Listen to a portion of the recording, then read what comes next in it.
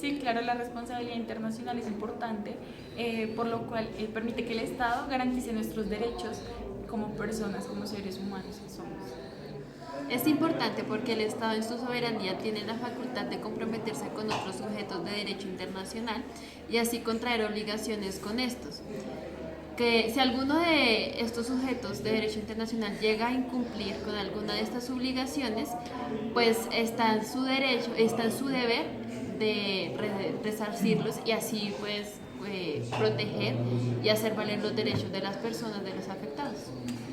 La responsabilidad es la obligación de reparar y satisfacer por sí o por otro cualquier pérdida o daño que se hubiere causado a un tercero. El fundamento de la responsabilidad es el principio general del derecho.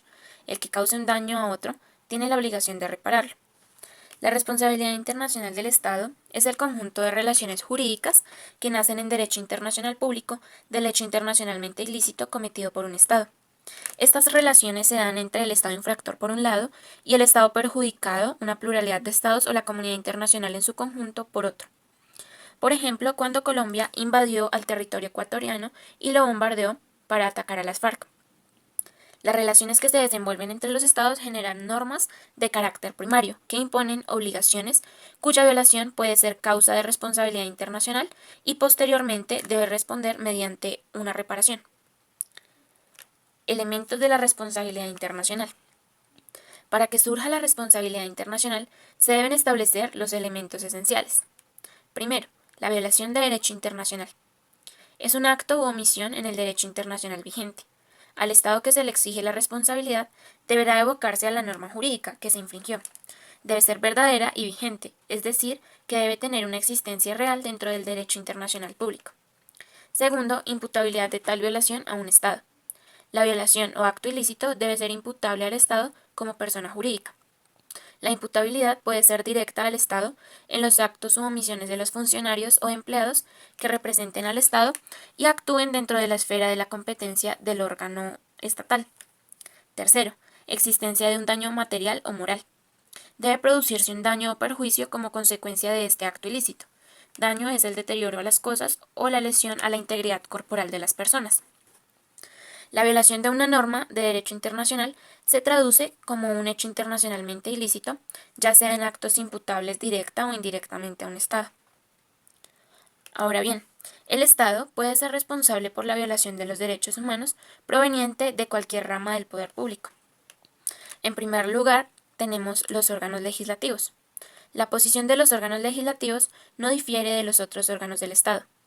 En la Conferencia de Codificación de La Haya, todos los estados aceptaron el principio de que un estado incurre en responsabilidad internacional como resultado bien de la promulgación de una legislación incompatible con sus obligaciones internacionales o bien de la falta de legislación necesaria para el cumplimiento de dichas obligaciones. Es decir, que no basta promulgar una buena ley pero fallar en su aplicación, y a la inversa. Cuando la ley causa daño directo a un Estado, su mera aprobación puede servir de base para una queja aún ante un órgano judicial. En segundo lugar, tenemos los órganos ejecutivos. Un Estado incurre en responsabilidad por cualquier acto contrario a los derechos humanos, cometido por cualquiera de sus agentes o por los funcionarios del Estado, por el jefe de gobierno, un ministro, un funcionario diplomático o consular o cualquier otro funcionario. Un ejemplo, la Corte Interamericana de Derechos Humanos considera que el Estado incurrió en responsabilidad internacional por la violación de los derechos en el caso del señor Gutiérrez Soler, que fue esposado a las llaves de un tanque de agua y sometido a torturas y tratos crueles, inhumanos y degradantes por parte de funcionarios de la policía. Los actos del Poder Judicial. Los principios de la separación y de la independencia del Poder Judicial en el derecho interno y el respeto por las sentencias judiciales influyen en la forma como la responsabilidad del Estado se aplica a los actos u omisiones de los órganos judiciales. La responsabilidad no se produce por la aplicación errónea o por violación de una regla de derecho interno, aunque cause daños a un extranjero. Para que exista responsabilidad del Estado, se necesita una violación manifiesta de los derechos humanos. El proyecto de responsabilidad internacional establece las circunstancias que excluyen la ilicitud. En primer lugar, encontramos el consentimiento. El consentimiento válido de un Estado a la comisión por otro Estado de un hecho determinado excluirá la ilicitud de tal hecho en relación con el primer Estado siempre que el hecho permanezca dentro de los límites de dicho consentimiento.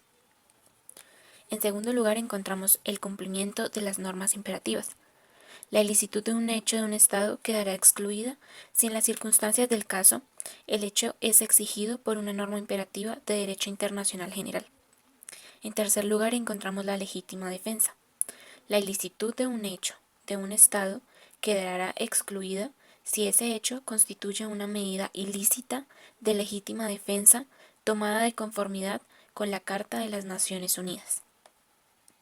En cuarto lugar, encontramos las contramedidas respecto de un hecho internacionalmente ilícito. La ilicitud del hecho de un Estado que no esté en conformidad con sus obligaciones internacionales para con otro Estado quedará excluida en la medida en que el hecho constituya una medida dirigida a ese otro Estado. En quinto lugar, encontramos la fuerza mayor. La ilicitud de un hecho de un Estado que no esté en conformidad con una obligación internacional de ese Estado quedará excluida si ese hecho se debió a una fuerza mayor, es decir, a una fuerza irresistible o a un acontecimiento imprevisto, ajeno al control del Estado, que hace materialmente imposible cumplir con la obligación en las circunstancias del caso. En sexto lugar, encontramos el peligro extremo. La ilicitud de un hecho de un Estado que no esté en conformidad con una obligación internacional de ese Estado quedará excluida si el autor de ese hecho no tenía razonablemente otro medio en una situación de peligro extremo, de salvar su vida o la vida de otras personas confiadas a su cuidado. En séptimo lugar, encontramos el estado de necesidad. Ningún Estado podrá invocar el estado de necesidad como causa de exclusión de la ilicitud de un hecho que no esté en conformidad con una obligación internacional de ese Estado, a menos que ese hecho sea a. el único medio para salvaguardar un interés esencial contra un peligro grave e inminente, b. no afecte gravemente a un interés esencial del Estado o de los Estados respecto de los cuales existía la obligación o de la comunidad internacional en su conjunto. En todo caso, ningún Estado podrá invocar el estado de necesidad como causa de la ilicitud, si la obligación internacional en cuestión dimana de una norma imperativa de derecho internacional general, si la obligación internacional en cuestión excluye la posibilidad de invocar el estado de necesidad, o si el Estado que invoca el estado de necesidad ha contribuido a que se produzca este estado de necesidad. Ninguna de las circunstancias establecidas justificaría la actitud del Estado al incumplir con las obligaciones del derecho internacional. Las consecuencias son que el Estado que incurre en responsabilidad internacional queda sujeto a una serie de consecuencias jurídicas. En primer lugar, no cesa el deber de cumplir con la obligación violada. El Estado debe también poner fin a la conducta infractora, si ésta continúa a ofrecer garantías de que no se repetirá. Adicionalmente, el Estado está obligado a reparar el perjuicio, tanto material como moral, incluyendo el honor, dignidad y prestigio de un Estado. De esta manera se recogen tres medidas. La primera, restitución. El Estado responsable de un hecho internacionalmente ilícito estará obligado a la restitución, es decir, a establecer la situación que existía antes de la comisión del hecho ilícito, siempre que en la medida en que esta restitución no sea materialmente imposible, no entrañe una carga totalmente desproporcionada con relación a la ventaja que se derivaría de la restitución en vez de la indemnización. Segundo, indemnización. El Estado responsable de un hecho internacionalmente ilícito estará obligado a indemnizar el daño causado por ese hecho, en la medida en que dicho daño no haya sido reparado por la restitución. Y tercero, la satisfacción. El Estado responsable de un hecho internacionalmente ilícito estará obligado a indemnizar el daño causado por ese hecho en la medida en que éste no pueda ser reparado mediante restitución o indemnización. La satisfacción podrá consistir en un reconocimiento de la violación, una expresión de pesar, una disculpa formal o cualquier otra modalidad adecuada.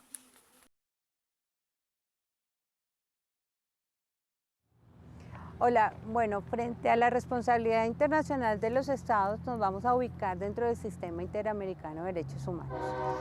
Todo estado tiene, digamos, 3 deberes básicos frente a la protección de los derechos humanos. El de respetar, garantizar y proteger, y el de adecuación. El de adecuación se entiende conforme a los artículos 1.1 y 2 de la Convención Americana de Derechos Humanos, que son los que facultan para realizar un examen de convencionalidad, es decir, que los estados firmantes de la Convención Americana de Derechos Humanos tienen una obligación de respetar la Convención Americana de Derechos Humanos. Y frente a esa obligación de respetar la Convención, la Corte Interamericana de Derechos Humanos pues, es la que determina la responsabilidad de los estados frente a la vulneración de los derechos, precisamente no solo a esos derechos de la Convención. Es decir, ustedes saben que en nuestro ordenamiento jurídico existe la figura del bloque de constitucionalidad. Y dentro de la figura del bloque de constitucionalidad significa que existen unas normas que, aunque no estén contenidas expresamente en la Constitución, forman parte también de la Constitución y sirven no solo para determinar el control de constitucionalidad de las leyes, sino también el control de convencionalidad. Y una parte de esas normas son los tratados internacionales que regulan derechos humanos. Y uno de esos tratados internacionales que regulan derechos humanos es precisamente la Convención Americana de Derechos Humanos. Bien, además de otras normas, los de derechos innominados, del artículo 93, si no estoy mal, el 92 o 94, bueno, uno de esos artículos, el 214.2 del derecho internacional humanitario, algunos de tratados de derechos laborales de la OIT también forman parte del control del bloque de constitucionalidad, con los tratados de derechos humanos, ¿no? Digamos que antes había una limitación que decían que eran los tratados de derechos humanos que no admitían restricciones en los derechos, que no admitían restricciones en los estados de excepción, pero eso se ha ampliado y ahora son los tratados internacionales de derechos humanos en general. Bien, entonces frente a esos tres obligaciones de los estados de garantizar, respetar, proteger y además hacer la adecuación, los estados, digamos que responden internacionalmente por violación a los derechos humanos en unos casos concretos. Entonces, ¿cuáles son esos casos? Primero, cuando la vulneración a los derechos la realizan directamente, ya sea por acción u omisión de sus propios agentes u órganos, ¿no? Ese es un caso. Otro caso es cuando la violación la realizan terceros con la ayuda, con el apoyo o estando con el Estado. Es decir, no es directamente agentes del Estado, sino terceros, pero el Estado participa también coadyuvando a esos terceros a realizar las vulneraciones. Otro caso en donde también, responde internacionalmente el Estado es cuando el Estado se encuentra en posición de garante. Así sean terceros los que realicen las vulneraciones, si el Estado está en posición de garante, responde también. Entonces es el caso, por ejemplo, de las últimas condenas al Estado colombiano por las minas antipersonas, porque el Estado tenía que desminar esos campos. No es el Estado quien puso las minas, fue la guerrilla, fueron terceros, pero el Estado, al omitir realizar el desminado, propició, entre comillas, digamos, elevó el riesgo de esos que después terminaron siendo víctimas de los campos minados. Y actuaba como garante porque él era el que debía proteger a la población haciendo los desminados. Otro caso, cuando el Estado no cumple sus obligaciones de garantizar y respetar, por ejemplo, frente al derecho a la vida, artículo 4 de la Convención Americana de Derechos Humanos. En esos casos concretos, entonces es cuando el Estado responde. Esa responsabilidad del Estado se da en doble vía. O cómo el Estado podría proteger a través de acciones positivas y acciones negativas, ¿no? Entonces, ¿cuáles son las acciones negativas? Pues no vulnerar, no vulnerar. ¿Cuáles son las positivas? Proteger, ¿no? Haciendo actos efectivos de protección a esos derechos. Y las negativas, pues no privar a ninguna persona, por ejemplo, arbitrariamente la vida, ni realizando actos como desaparición forzosa, ejecuciones extrajudiciales o los falsos positivos, etcétera, etcétera. Otra acción positiva que puede realizar el Estado es la de prevenir y castigar. Entonces también en términos, digamos, de permitir el acceso a la justicia de las víctimas y de que obtengan una solución efectiva y eficaz a los casos que ellas someten a la justicia, y de prevención, pues también evitando que a través de mecanismos positivos, acciones positivas, el Estado prevenga la vulneración a través de sus agentes de los derechos fundamentales de las personas.